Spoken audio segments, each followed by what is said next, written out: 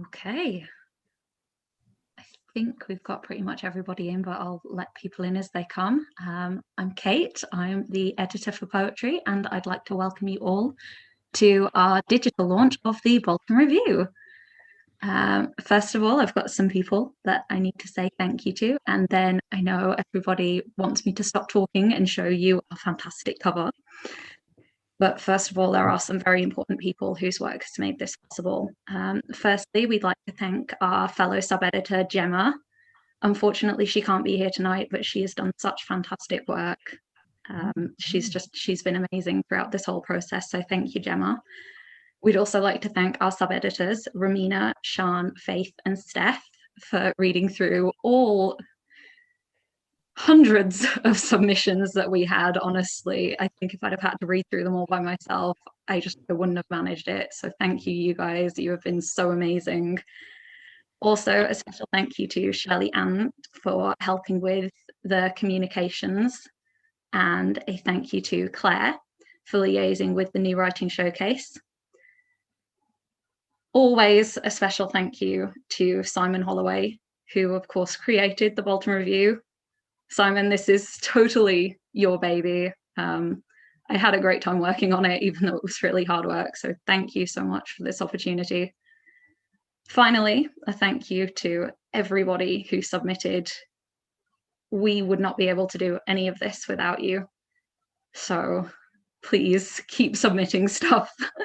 Give us hundreds and hundreds of more submissions next year.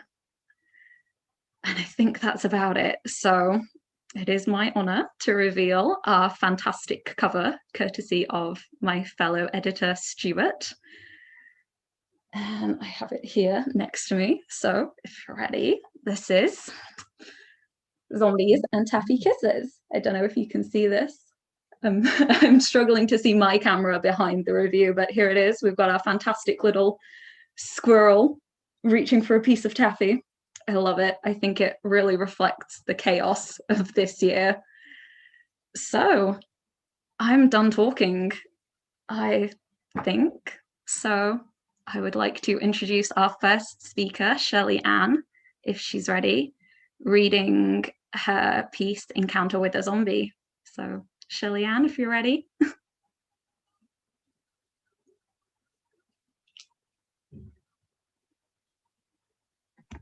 Okay, sorry, just had to sort my mic.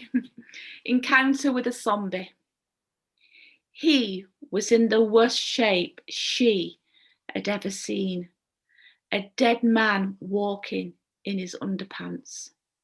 Torn flesh held together by dried blood and the city's dirt. His shade reeked of desperation. Not all of it was his. After the shower, he appeared half human. She fed his hunger with child-sized portions. Intimacy with constant appetites shrank stomachs as well as souls. He was desperate to call his family. He wanted them to know he was alive. She lent him her mobile phone, kept a diligent eye on the main door. It took 3 tries before his call was answered. She confirmed where he was. Basic facts. Hope was a killer to humans. She knew that. Afterwards, he appeared calmer, exercised. Before he left, she gave him a blanket. It returned the following week without him. Thank you. Fantastic, Shelley Ann, thank you very much. The next readers I'd like to introduce you to are Michelle Hughes and Terry Hughes, who will be reading an extract from their script, Far From Home.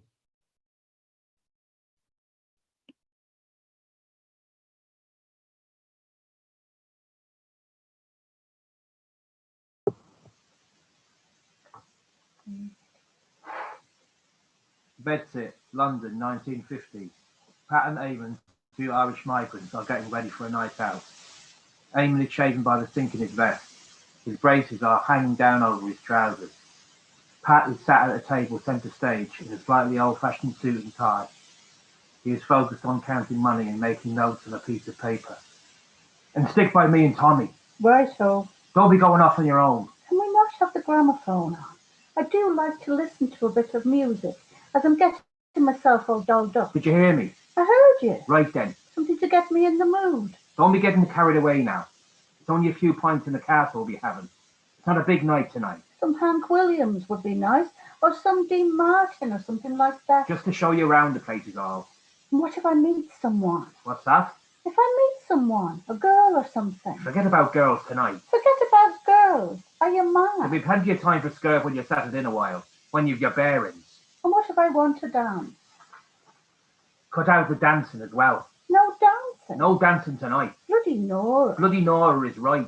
Some way to spend me first pay packet this is turning out to be. Might as well not bother going out at all. If you like. Oh, these bloody rules. Don't do this, don't do that. You could do worse than getting early night.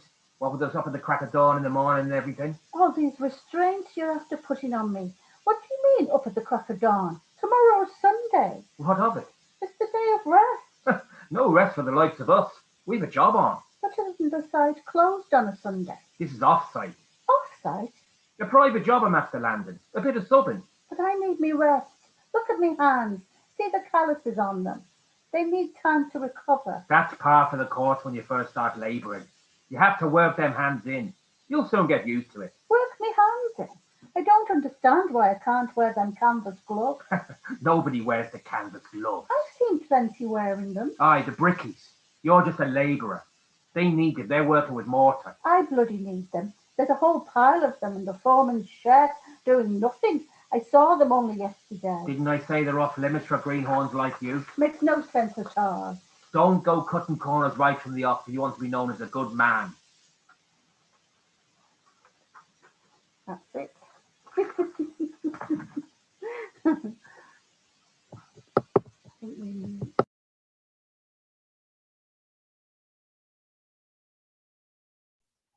Ooh, I just realised I said so much on mute. Thank you very much, Michelle. That was lovely. I love that piece. It's got such a sense of personality. Next up, we have Jason reading Tears Leave Tracks. So, Jason, if you'd like to start.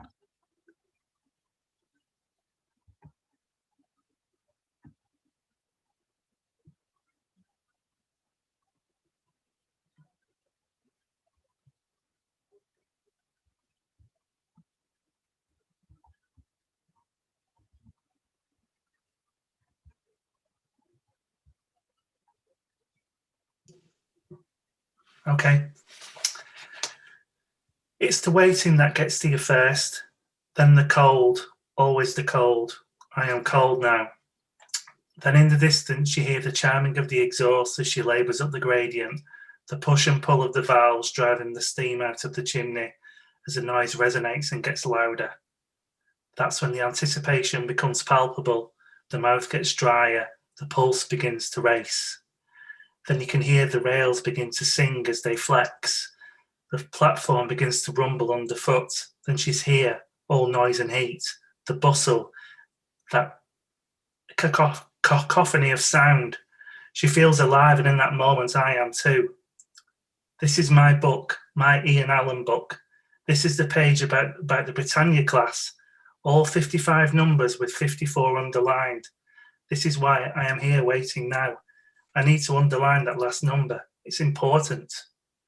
Funnily enough, I read in a book once that a chief engineer described his design locomotives as his child of brass and iron.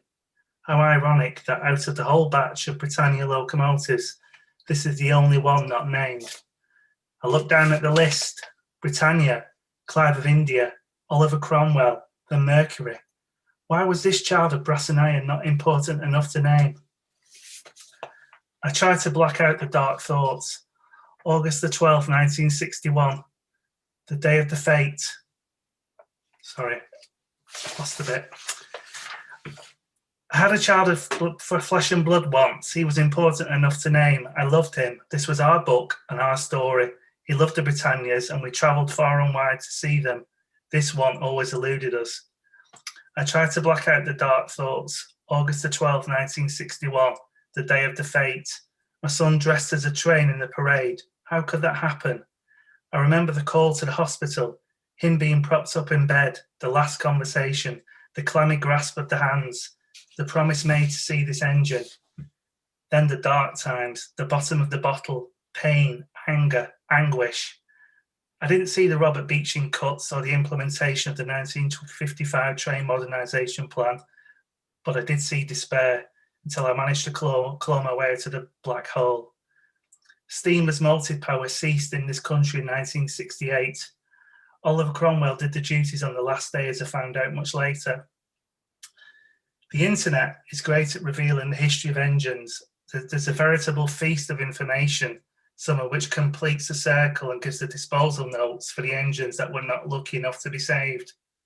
In this case, 53 engines were broken up in the name of modernisation, with just 2 survivors, Britannia and Oliver Cromwell.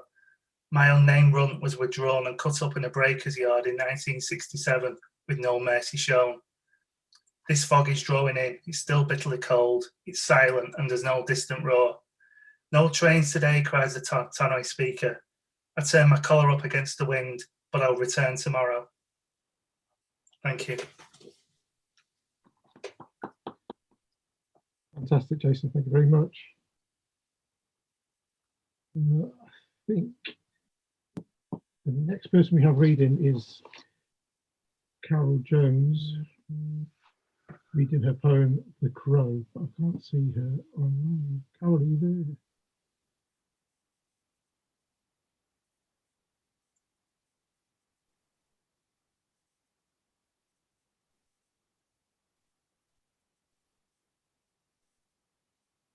Oh, seance.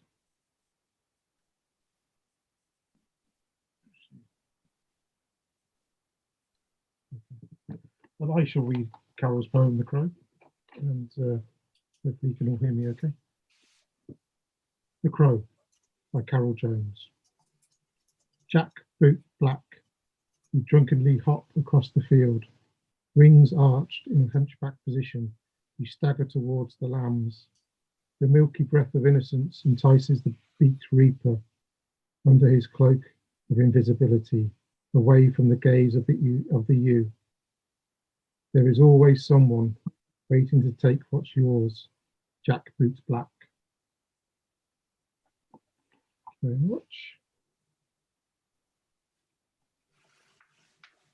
Thank you, Stuart. That was lovely. I love that piece. It's one of my favourites from the collection of poems that I read. Next up, we have Penny reading Rain. Hi, can you hear me? Yes, we can hear you, Penny. Thank you. This is Rain. It's raining.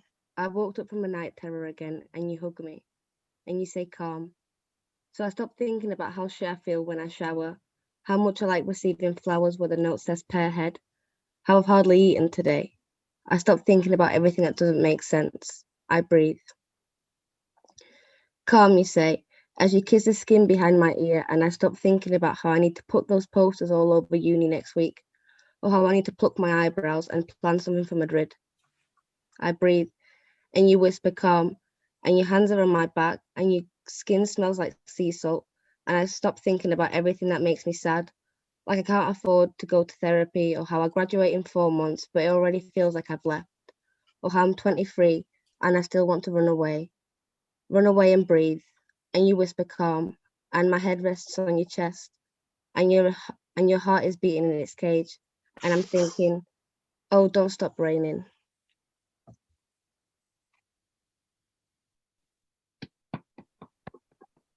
Thank you so much, Penny. That was brilliant. I love that one.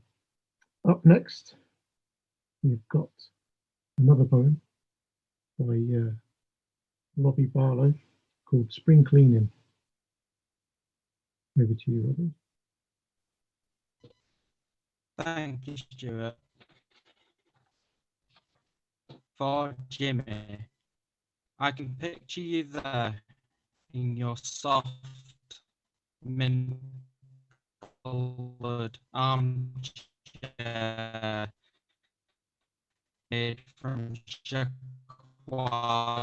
fabric, wearing your hat and gloves, sat by the radiator lined with pieces of tin foil covered cardboard. You were reading Stanley, The Roots of Comedy. I haven't even begun it. I was bothered by the sight of where you'd had a portion of skin removed from the top of your hairless head, revealing the parchment-toned skull underneath. Although I was disturbed, you used to chase me and John around your front room with your dentures. When we were clearing everything out, Mum joked that you wanted me to have them. Someone told me you smoked roll-ups for 50 years, but I had never seen the telltale signs, butterscotch between your fingers. It took 30 smokeless years for those vibrant decades and filthy habits to catch up. Thank you. Well done, Robbie. Thank you. Next up, we were supposed to have Susan reading Crowded House. Unfortunately, she's unable to attend today due to an injury, so we hope she has a speedy recovery. And in her place, I'm going to be reading her piece. Crowded House. Sophia woke up with a jump and sat bolt upright, like an old-fashioned doll whose eyes popped open once you placed them up. Her t-shirt stuck to her clammy body. Sweat had dripped down and gathered like a funnel in a pool between her breasts. Instant fear compressed in her chest, the vice of anxiety squeezing harder and harder. It rose and seemed to lodge itself right inside her throat. She shot a look to the right of their Super King bed. Had he gone? Had he left her? Her mind raced, trying to recall her thoughts, to try and remember. They had strolled, arm in arm, to the local market and sifted through racks of old books and records. Sophia spotted a creased burgundy, leather-bound version of Wuthering Heights and placed it right under her nose and breathed in deeply, the musty smell evoking childhood forgotten memories. That's my favourites too. Sophia glanced sideways, taking in the man with short blondish hair and a trendy green rugged wax Barber jacket. His smile made creases appear round his deep-set eyes. Embarrassed, Sophia dropped her head with a smile. She had forgotten where she was. Fancy smelling some more books over a coffee? He asked cheekily. Sophia's face instantly flushed. Oh, sorry. She could feel the hotness burning her cheeks.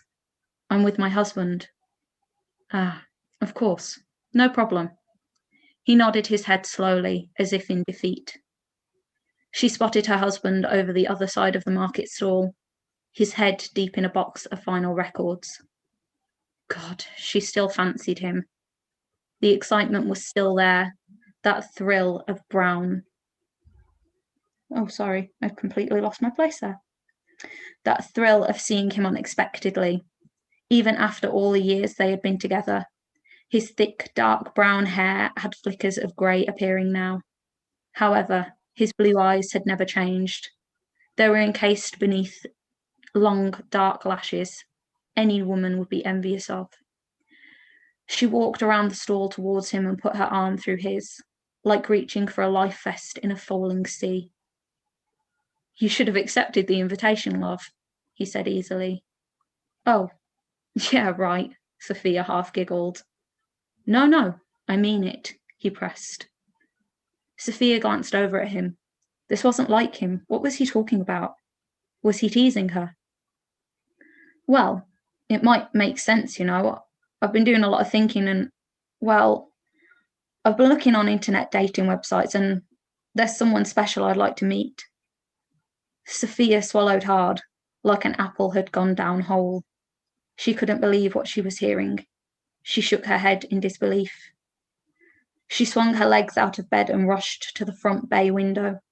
Her hands shook as she turned the key to open it, to try and make sense of what had happened.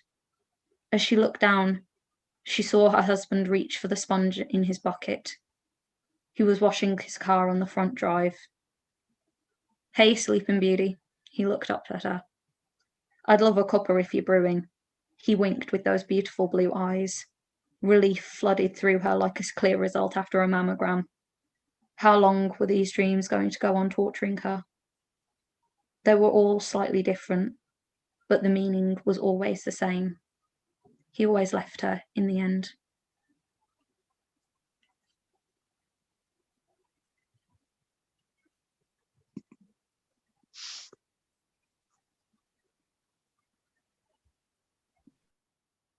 Fantastic.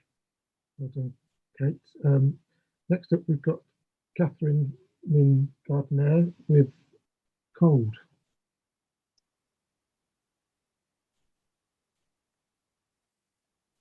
Hi, everyone. I'm cold. I should have worn my scarf. I look down over the cliff. Waves are gently lapping the shoreline. Reminds me of my cat. When she laps her milk, I envy her satisfaction. My head's aching. I think maybe from the cold. Or my thoughts, around and round they go. It's lonely here. A bit bleak, grey, very blah and grey. I'm cold. I should have worn my scarf. I look down over the cliff. Sorry, I've just lost my place. The now violent white waves engulf the shore. Reminds me of my bees, the incessant buzz, stings of venom, making me ill. I don't like the bees. I like the honey. The honey soothes the stings, but not for long. The bees are relentless, like the waves. I'm cold. I should have worn my scarf. I look over the edge of the bed. I put my slippers on. I go make breakfast. The honey has dulled the buzzing, but I'll be cold again soon.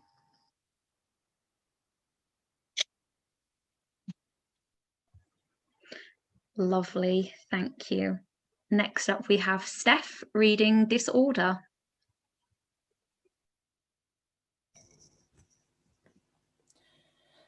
Père Lachaise Cemetery, Jim Morrison's grave.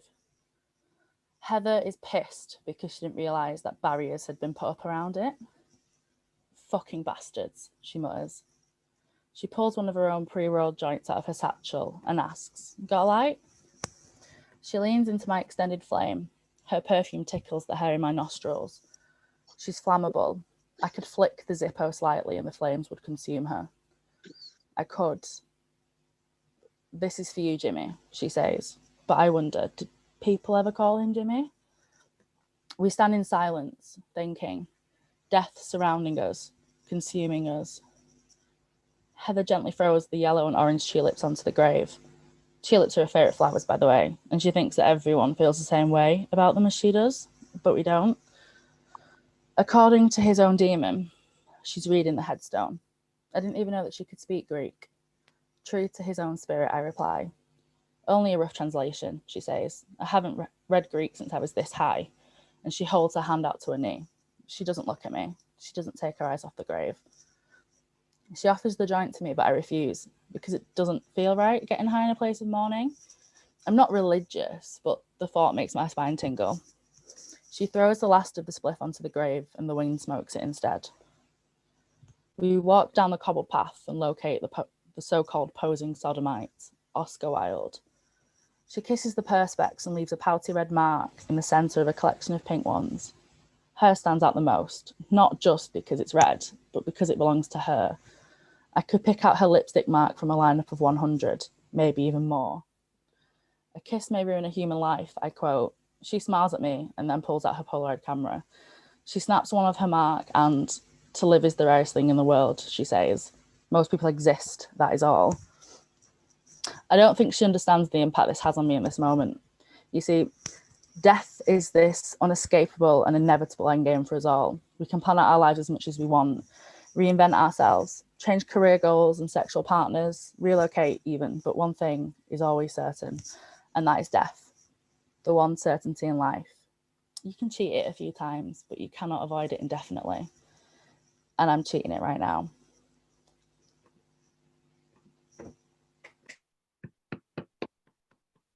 Fabulous. Thank you very much, Steph. Next up, we have Matt Duggan reading Beneath the Blue Soil.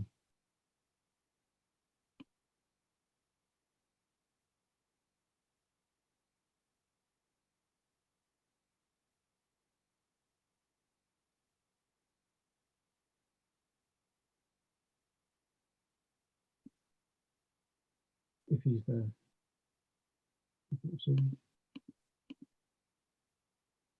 Bear with me 2 seconds and I shall give it a read.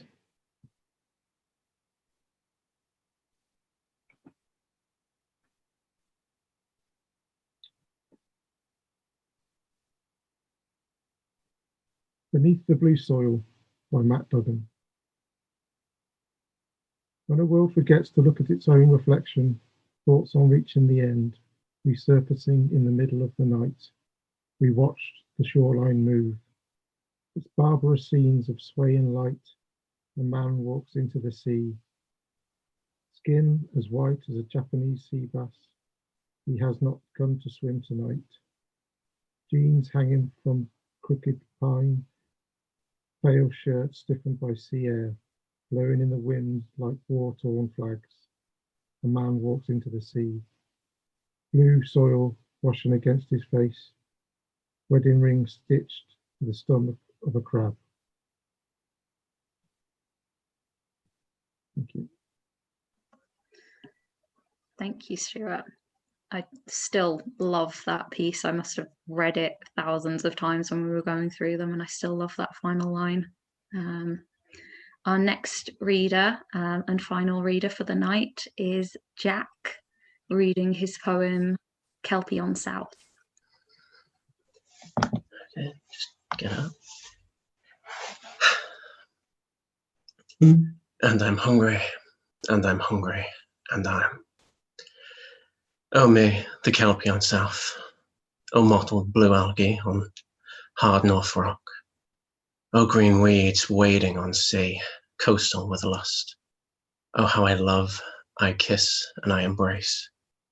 Envious of your sea, for I'm just a wave.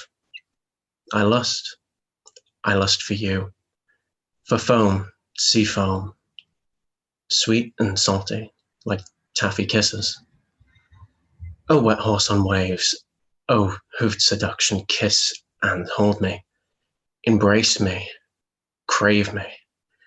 Oh please horse on north, please, oh please love me. I'm the Kelpie on south, and I'm hungry, and I'm hungry, and I'm.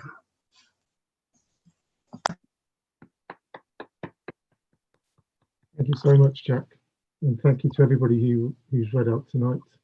And thank you to everybody who's contributed. I would like to extend my thanks also to Kate for her part in pulling this all together. And again to everybody who contributed.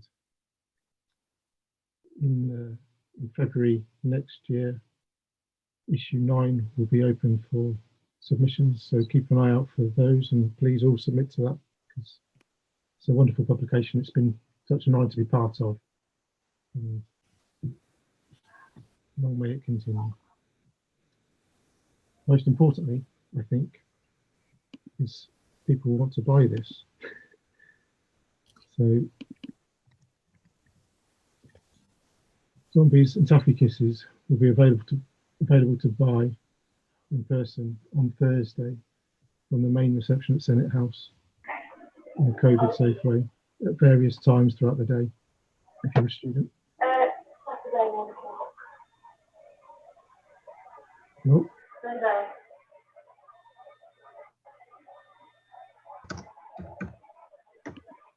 Hello.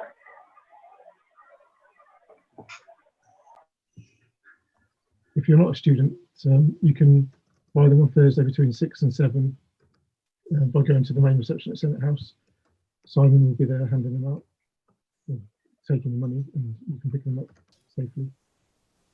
Or alternatively, you can email Simon on s.holloway@bolton.ac.uk or sh8@bolton.ac.uk, and he will post one out to you. All that information will be put up onto Twitter and Facebook and the blog site, so if you need to see it or to find out again where you can get them from, then you can look there. Also, while I remember, next Tuesday at 7 PM, the live literature event's going ahead with the late Emperors and Covfefe launch night for the wonderful Evan. So make sure you're there for that too. And all that's left for me to say now is thanks again to everybody, and